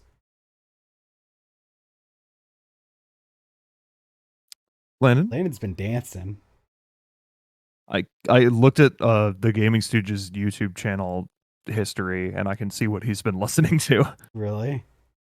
He's currently listening to "Time to Fight" by Honest's Shoulder from Xenoblade Chronicles Future Connected. Okay. Yeah, I am.